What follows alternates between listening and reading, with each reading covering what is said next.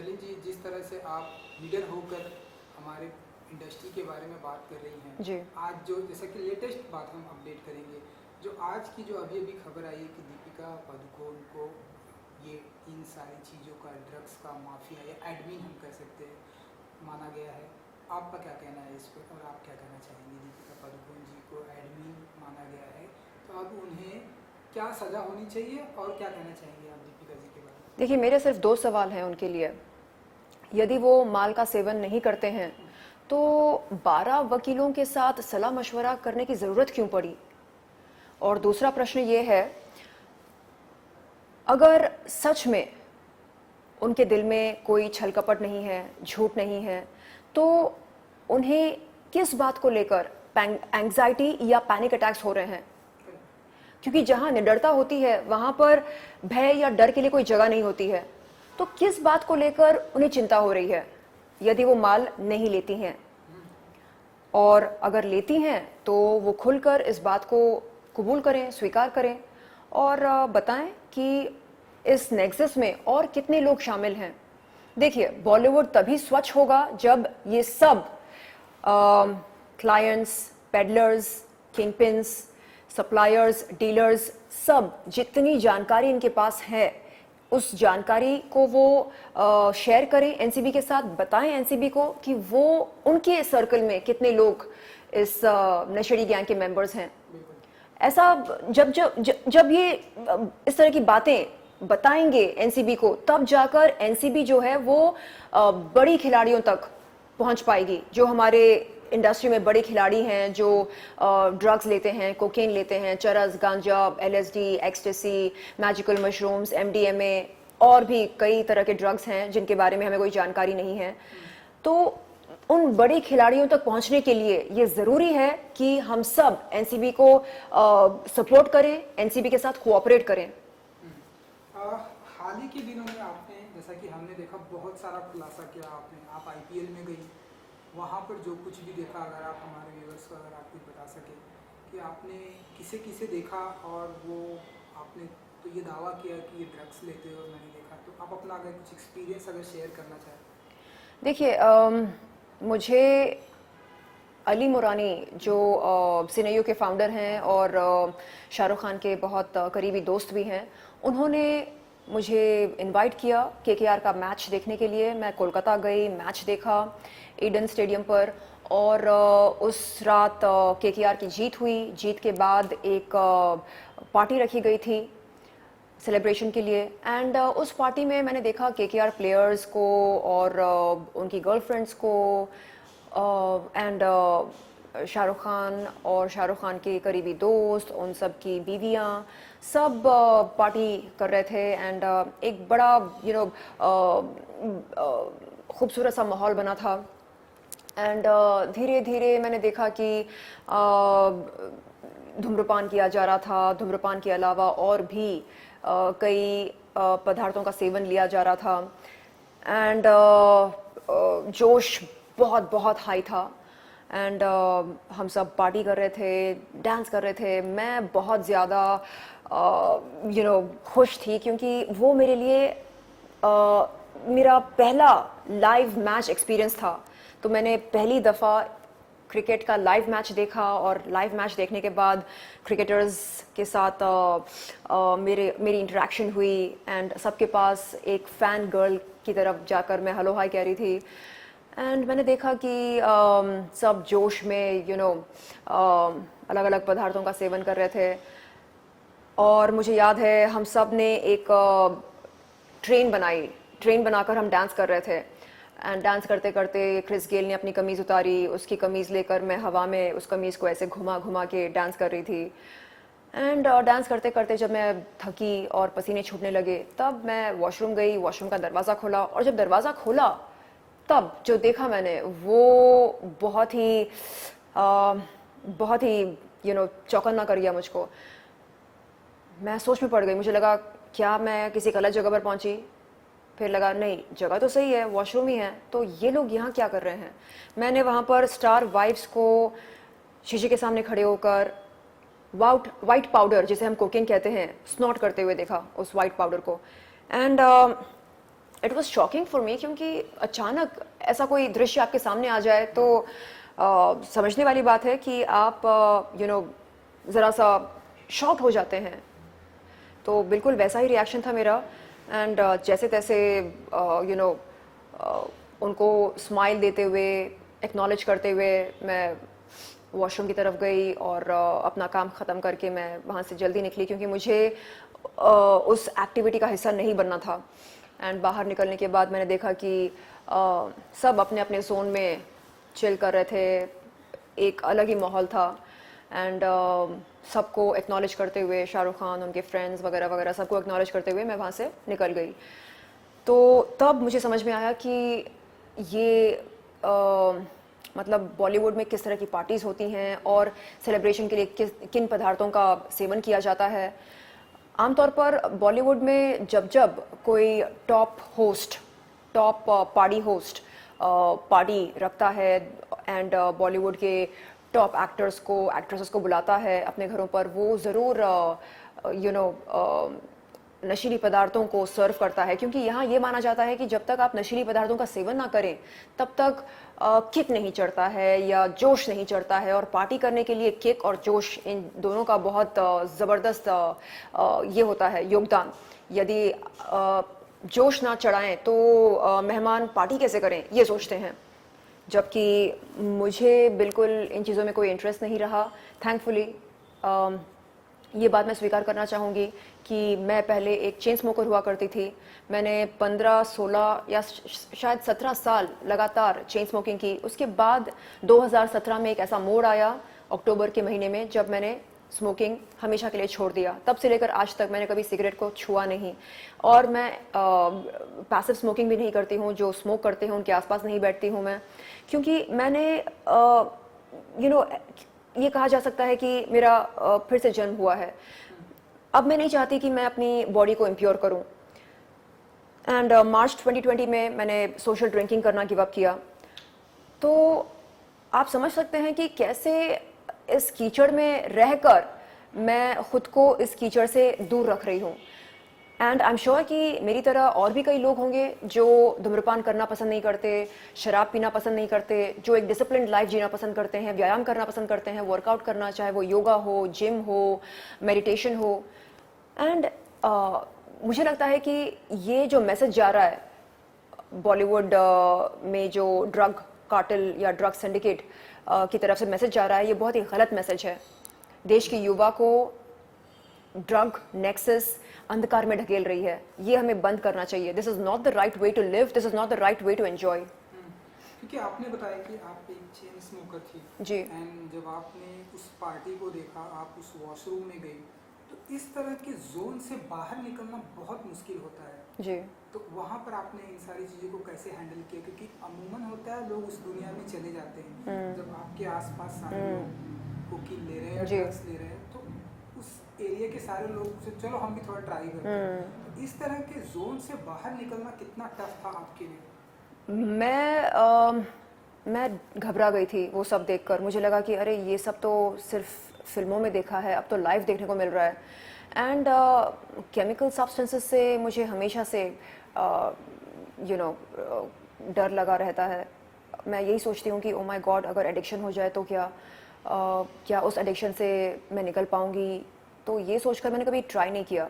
And अपने friends को try करते हुए देखा और देखा कि कैसे वो सफ़र करते हैं, लेने के बाद क्या कॉन्सिक्वेंसेस होते हैं, किस तरह के उनके साइड इफ़ेक्ट्स होते हैं, वो सब करीब से देखा। और फिर मैंने अपने दोस्तों से दूरी बनाए रखी, क्योंकि यदि आपके दोस्त आपको अंधकार की तरफ खींच रहे हैं तो वो कैसे दोस्त हैं? तो इसलिए इंडस्ट्री में जिन को मैंने अपना दोस्त माना था, वो पता चला कि वो सुबह शाम चरस गांजा ये सब पीते रहते हैं। जब पार्टीज़ के लिए बुलाते हैं, एक्सटेसी, MDMA, LSD ये सब सर्व करते हैं। तो जब मैंने जाना कि नहीं, this is not meant for me, this is not me, then I decided to keep a healthy distance, maintain a healthy distance from them, because I sincerely feel कि मैं पैदा हुई हूँ चरसी या नशेड़ी गैंग का मेंबर बनने के लिए नहीं। मैं पैदा हुई हूँ एक एंटरप्रेन्योर बनने के लिए, एक सक्सेसफुल बिजनेस वूमन बनने के लिए, और this is not the way to make progress. ये सब करने से हमारी इम्यूनिटी ख़राब होती है, नर्वस सिस्टम के साथ हम छेड़खानी कर रहे हैं, जब चाहे उसको स्टिमुलेट करते हैं अपर्स लेकर, जब चाहे उसे सप्रेस करते हैं डाउनर्स या डिप्रेशंस लेकर। This is not the right way to live. इन लोगों को अभी समझ में नहीं आ रहा है। ये लोग सोच रहे हैं कि बस दिस चलो किक चढ़ाते हैं, जोश चढ़ाते हैं, एंजॉय करते हैं, पार्टी करते हैं, और लाइफ में रखा क्या है, यही तो है लाइफ। नहीं, लाइफ में बहुत कुछ है। बगैर किक चढ़ाए आप खुद को स्टिमुलेट कर सकते हैं, बगैर किक चढ़ाए, बगैर इन पदार्थों का सेवन किए, बगैर एक्सटर्नल सब्सटेंसेस को कंज्यूम किए आप खुद को स्टिमुलेट कर सकते हैं। वो भी एक आर्ट है, आप योगा करके देखिए। लेकिन नहीं, आपको लगता है नहीं योगा में क्या रखा है, योगा इज सो बोरिंग। आपको इसलिए लगता है boring because you have not ever practised yoga. आप कभी प्रैक्टिस करके देखिए। तो इन लोगों के सामने जब मैं ऐसे बात करती हूँ, इनको लगता है वाह आंटी आ गई देखो ज्ञान देने। तो it's best that we maintain a healthy distance from such नशेड़ी गैंग मेंबर्स। एंड अगर आपको पता है कि आपको लोग मान सम्मान देते हैं, आपको फॉलो करते हैं सोशल मीडिया पर, कम से कम थोड़ी सोशल मॉरल रिस्पॉन्सिबिलिटी तो बनती है कि आप उन्हें मिसलीड ना करें। आप बोलते हैं repeat after me, depression is an illness. नहीं, आप ये बोलो रिपीट आफ्टर मी। उन्हें ये बताना चाहिए कि narco terrorism is a criminal offence. उन्हें कहना चाहिए repeat after me, I will not engage in drug consumption. Repeat after me, I will not engage in drug abuse. Repeat after me, I will take full responsibility for my actions. But ये तो कुछ और ही बता रहे हैं। सुबह शाम depression के नारे लगाते रहते हैं। क्यों लगाते हैं आप डिप्रेशन के नारे? आप क्या मैसेज देना चाह रहे हैं यूथ को? आप ये बोलना चाह रहे हैं कि डिप्रेशन तो आम बात है, किसी को भी हो सकता है। अगर किसी को भी हो सकता है तो मजदूरों को क्यों नहीं होता है? जो मजदूर सुबह से शाम तक मेहनत करके 2 वक्त की रोटी कमाता है, हाँ, क्या उनकी लाइफ में डिप्रेशन नहीं होती? होती है, लेकिन वो उम्मीद पर जी रहे हैं, इस उम्मीद पर जी रहे हैं कि उनका आने वाला कल उनके आज से काफी बेहतर होगा। तो ये लोग उस उम्मीद के बारे में क्यों नहीं जानते? यानी अगर जानते हैं तो क्यों उस उम्मीद के बारे में प्रचार नहीं करते? क्यों प्रचार करते हैं डिप्रेशन के बारे में? क्यों प्रचार करते हैं माल के बारे में? आप क्या मैसेज दे रहे हो अपने फैंस को? आप ये बोल रहे हो अपने फैंस को यदि आपको डिप्रेशन है आप माल का सेवन करें, आप ठीक हो जाओगे। तो एक युवा अब क्या करे? माल की खोज करे, हाँ, जैसे तैसे वो माल ढूंढे अपने लिए और उस माल का सेवन करे ताकि उसका डिप्रेशन जो है वो खत्म हो जाए या कम हो जाए। आप ये मैसेज दे रहे हैं, आपको शर्म आनी चाहिए। मत करो आप ऐसा। देश की युवा के साथ आप खिलवाड़ कर रहे हो। ओके, क्विक आपसे 2 सवाल जानना चाहूँगा सर जी। एक सवाल ये कि जिस तरह से आप ऐसे डेयरिंग के साथ में, बहादुरी के साथ में आप सामने आई हैं, आप लोगों का नाम ले रही हैं, आप उन पार्टियों का एक्सपीरियंस शेयर कर रही हैं, आपको डर नहीं लगता कि एक दिन हो सकता है डायरेक्टली इनका कॉल आए कि आप हमारे बारे में इस तरह से नाम मत उछालिए, जैसे शाहरुख खान, उनकी टीम, उनकी बीवियाँ, क्रिकेटर्स, उनकी पत्नियों, जो भी आपने वहाँ पे देखा, आपने अपना एक्सपीरियंस शेयर किया, लेकिन क्या शर्लिन जी को डर लगता है इन सारी चीज़ों का? नहीं, एक दिन फोन आएगा मुझे? बिल्कुल नहीं, क्योंकि मुझे पता है कि मैं जो कुछ बोल रही हूँ वो सच है। जो कुछ मैंने अपनी आंखों से देखा है मैं वही तो बता रही हूँ। एंड जब कभी एनसीबी के पास से बुलावा आएगा मैं जाऊंगी एनसीबी के पास, और जो कुछ मैंने देखा है, जो कुछ अनुभव किया है, वो सारी बातें रखूंगी उनके सामने। यदि वो चाहते हैं कि मैं नाम लेकर बताऊं तो मैं नाम लेकर बताऊंगी। किनका किनका नाम जैसे आप लेना चाहेंगे? नहीं, ये सब तो मैं एनसीबी को बताना चाहूँगी, क्योंकि मुझे लगता है कि उनके सामने बैठकर ऑफिशियल बयान देना वो सही काम होगा। यानी वो बेहतर होगा। इससे यहाँ पर बैठकर मीडिया के सामने यदि मैं कुछ नाम लूँ तो हो सकता है कि कुछ दिन के लिए सनसनी खबर बन जाए वो, बट उसके बाद कोई एक्शन न ले। तो जब कोई एजेंसी मुझे बुलाएगी, कहेगी आप बताइए आपके पास क्या इन्फॉर्मेशन है, आप क्या जानती हैं, तब मैं खुलकर उनसे बात करना चाहूँगी। एंड मैं चाहती हूँ कि बॉलीवुड स्वच्छ बने। बॉलीवुड बहुत बहुत बहुत ज़्यादा बदनाम हो चुका है। अब मैं चाह रही हूँ कि ये बदनाम बॉलीवुड स्वच्छ बने, और स्वच्छ करने के लिए हमें क्या करना चाहिए? बस एनसीबी के साथ कोऑपरेट करो, बताओ उनको जो जो आप जानते हो, बताओ, अगर आपने किया है सेवन किया है नशीली पदार्थों का, खुलकर बोलो कि हाँ किया है। और बताओ, उनके नाम बताओ जो नशेड़ी गैंग के मेंबर्स हैं, जो किंगपिन्स हैं, जो डीलर्स हैं, सप्लायर्स हैं, जो पेडलर्स हैं, बताओ, सबके नाम बताओ, ताकि एनसीबी इन सब को बुलाए, जांच करे एंड एक एक करके सारे लोगों के नकाब हटाए एनसीबी। अभी जो शराफत का नकाब पहनकर सब घूम रहे हैं ना, शराफत का नकाब हटना चाहिए ताकि असलियत बाहर आनी चाहिए, तभी तो स्वच्छ होगा ना बॉलीवुड, वरना स्वच्छ कैसे होगा? सब बोलेंगे नहीं हम तो नहीं लेते, हम तो नहीं लेते, लेकिन व्हाट्सएप हिस्ट्री बता रहा है कि नहीं आप लेते हैं। व्हाट्सएप हिस्ट्री आपके फेवर में बात नहीं कर रहा है। तो अगर आप लेते हो, सच सच बोलो कि हाँ हम लेते हैं, and cooperate with the law, cooperate with NCB. एक आखिरी सवाल कि जब मैंने आपसे बात की है, आपने अपना एक्सपीरियंस अपने बारे में कई बार आपने बताया है कि मुझे डिनर के बदले मुझे कहीं बुलाया गया और मेरे साथ जो है कॉम्प्रोमाइज़ करने की कोशिश की गई, लेकिन उसके बाद अभी तक हम देख रहे हैं, जब से मीटू कैंपेन आया है, रिसेंटली हमने देखा पायल घोष के बारे में देखा, उन्होंने अनुराग कश्यप का नाम लिया जाकर और उन्होंने कंप्लेन भी FIR दर्ज कराई जी। अभी तक आप उस शख्सियत का नाम नहीं ले रही हैं कि जिन्होंने आपको डिनर पे बुलाया और आपके साथ में बताया कि आपको हमारे साथ कॉम्प्रोमाइज़ करना पड़ेगा। क्या डर लग रहा है शर्लिन जी को? बिल्कुल नहीं। तो आप नाम नहीं, मैंने नाम लिए हैं। जब मुझसे पूछा गया कि बताइए वो कौन लोग थे जिन्होंने आपको डिनर का प्रस्ताव रखा आपके सामने, मैं हमेशा बताती हूँ। मैंने पिछले साल ये बताया था कि क्वान के जो फाउंडर हैं अनिर्बन, उन्होंने अपने ऑफिस पर बुलाया और मैं गई उनसे मिलने। मैं देखो ये सोच कर गई थी कि वो दीपिका पादुकोण के मैनेजर हैं, ये सोच कर गई थी कि वो एक जेन्युइन टैलेंट मैनेजर हैं, एक रिस्पेक्टफुल इंसान होंगे, लेकिन वो मेरे एक्सपेक्टेशंस पर खरे नहीं उतरे। उन्होंने बहुत ही घटिया बात रखी मेरे सामने, पूछा कि अच्छा आपके ब्रेस्ट रियल हैं या नहीं। ये बात आप ये जो बात है आप जी कि आपके ब्रेस्ट रियल है या नहीं, तो जी। ये तो टोटली मतलब आपको एक कंप्लेन करनी चाहिए। नहीं, मैंने उसी टाइम उनसे कहा कि शर्म आनी चाहिए, आप पिंप हो, आप दर्जी हो, कौन हो आप?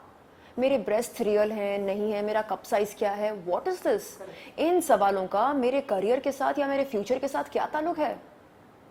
तो नहीं आप बुरा मान रहे हो। मैंने कहा ये बुरा मानने वाली बात है।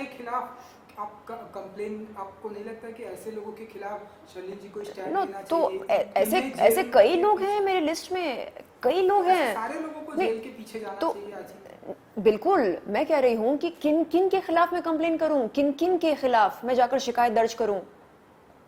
इंडस्ट्री में अधिकतर लोग ऐसे ही होते हैं, मतलब इस तरह के घिनौने सवाल रखते हैं सामने। आपका ब्रेस्ट साइज क्या है, ये रियल है या फेक है? अबे चूजे, तू कौन है? तू टैलेंट मैनेजर है, दर्जी है, पिंप है? पहले ये तो क्लियर कर दे। मुझे बोलते हैं you know I am in an open marriage. तो इसका मतलब क्या है?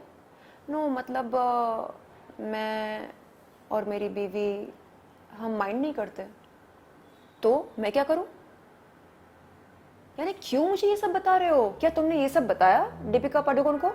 उनको जब बुलाते हो ऑफिस पर, जब उनके साथ इंटरेक्शन करते हो, हाँ, तब ये सारी बातें रखते हो उनके सामने, बोलते हो उनसे कि मैडम आपका ब्रेस्ट साइज क्या है, कप साइज क्या है? हाँ, उनके साथ इस तरह की बातें नहीं करते। हमारे साथ क्यों कर रहे हो? आपको क्या लगता है कि हम स्ट्रगलर हैं और आप किंग मेकर या क्वीन मेकर हैं? तो आई सेड शर्म करो। एंड नहीं आप बुरा मान रहे हो, आप यू नो राई का पहाड़ बना रहे हो। राई का पहाड़ बनाना क्या है ये सब?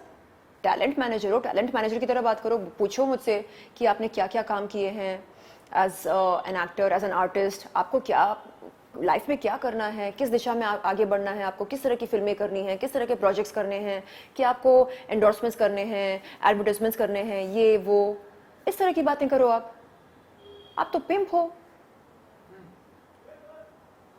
ऑलराइट, सो अपने जाते आते अपने ये जो हमारी बॉलीवुड इंडस्ट्री में जो कुछ भी चल रहा है, जल्द ही क्या कुछ इसका कंक्लूजन आना चाहिए शर्लीन जी के अनुसार? देखिए, मैं तो ये चाहती हूँ कि जल्द से जल्द जो बड़े खिलाड़ी हैं ड्रग कार्टेल के इस मतलब ड्रग कार्टेल में या ड्रग सिंडिकेट में जो बड़े खिलाड़ी हैं उनके नाम बाहर निकले एंड जल्द से जल्द बॉलीवुड स्वच्छ हो जाए। हम सब कोऑपरेट करें एनसीबी के साथ एंड जब जब किसी को समन मिलता है नारकोटिक्स कंट्रोल ब्यूरो से वो उस समन का आदर करे, जाए, बात करे एनसीबी के साथ, जो जो जानकारी उसके पास है वो जानकारी खुलकर रखे एनसीबी के सामने ताकि एनसीबी इस नेक्सस को खत्म कर सके जल्द से जल्द। और मुझे पूरा यकीन है कि सुशांत के हथियारों का बहुत गहरा ताल्लुक है बॉलीवुड के ड्रग कार्टेल के साथ। ये बात कंगना जी ने भी रखी थी सबसे पहले सुशांत के गुजर जाने के तुरंत बाद उन्होंने कहा था go for the drug cartel, आप जाओ, ढूंढ निकालो कि ड्रग कार्टेल के की मेंबर्स कौन हैं, आपको पता चल जाएगा सुशांत के हत्यारे कौन हैं। तो मुझे लगता है कि ये दो जो पहलू हैं ये एक दूसरे के साथ जुड़े हैं एंड ये खुलासा जारी रहे ड्रग स्कैंडल का एंड लोग चौकन्ना हो जाएं एंड समझ जाएं कि अब नार्को टेररिज्म नहीं चलेगा इस देश में, बिल्कुल नहीं चलेगा। ड्रग्स लेना खून नहीं है, ये ट्रेंड अब नहीं चलेगा। स्मोकिंग, ड्रिंकिंग, ड्रग्स नहीं, नॉट एक्सेप्टेबल। तो जब सोच में बदलाव आएगा तो वो बदलाव एक्शंस में नजर आएगा एंड मैं बस चाह रही हूँ कि बहुत जल्द, जितनी जल्दी हो सके उतनी जल्दी बॉलीवुड स्वच्छ बन जाए, भारत स्वच्छ बने एंड हम इस कीचड़ से बाहर निकलें। नेपोटिज्म, कास्टिंग काउच, ड्रग्स, ये तमाम गंदगी से हम बाहर निकलें जल्द से जल्द। आई होप कि हमारा बॉलीवुड स्वच्छ हो जाए। जी, हमसे बात करने के लिए शर्लीन जी बहुत बहुत धन्यवाद आपका। जी, thank you so much. Thank you, good luck. Thank you.